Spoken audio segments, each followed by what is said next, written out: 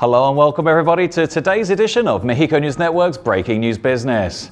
I'm your host, Elliot Bullman. Remember to follow us on all our social networks and to catch us every day by logging onto our website, mexiconewsnetwork.com, for relevant stories and news. Let's start with today's information. A joint bid from Mexico, the United States and Canada to host the enlarged 2026 World Cup is expected to be finalized this year for submission to FIFA, according to Victor Montagliani, the president of the region's Confederation of North Central America and Caribbean Association Football, CONCACAF. Evaluation of countries' suitability by FIFA is scheduled for January 2019 to February of 2020, with the final decision to be taken at FIFA's Congress in May of 2020. CONCACAF's proposed joint bid is considered by far the early favourite to host the tournament, which hasn't been held in this region since the US World Cup of 1994. Although each country individually would have the infrastructure to host the World Cup alone, Montagliani said a joint bid would be a fit with the new 48-country, 80-game format of the 2026 tournament. A final decision is likely to be taken sometime this year. In other news, with an investment of $7 million, the Institute of Geophysics of UNAM, in conjunction with several Japanese institutions, is working on the assessment of the danger associated with great earthquakes and tsunamis in Guerrero's seismic gap. Researcher and project leader Victor Manuel Cruz Atienza pointed out that slow-moving earthquakes have been found to have a periodicity of 4 years, and it's expected that by the end of 2018 or early 2019, information will be available to when the next event could occur.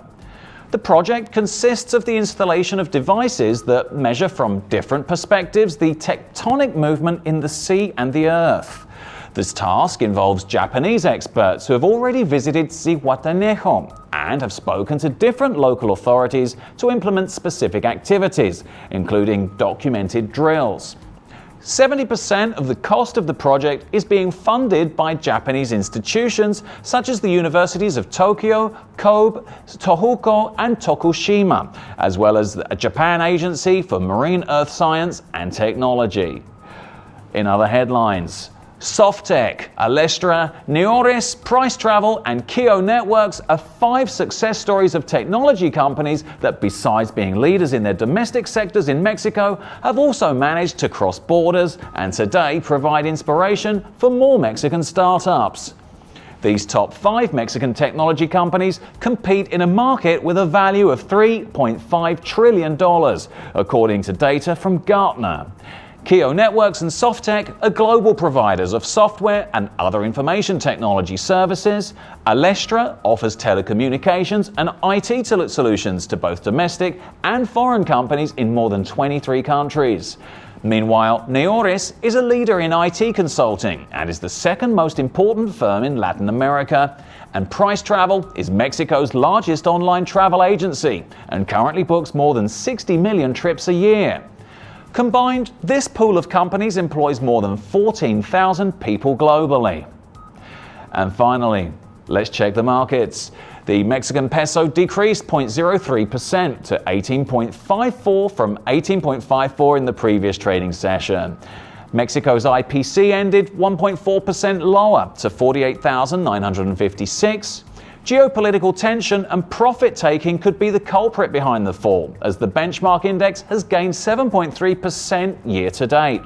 Declines were seen across the board among other stock markets in America, as seen on Argentina, Brazil, Canada and Chile. The only major index booking a gain was Colombia. This was all for today. Thank you for staying with us. I'm your host, Elliot Bullman. Remember to follow us on Facebook, Twitter, and Google+, and log on to mexiconewsnetwork.com for more information on Mexico and the world. Until next time.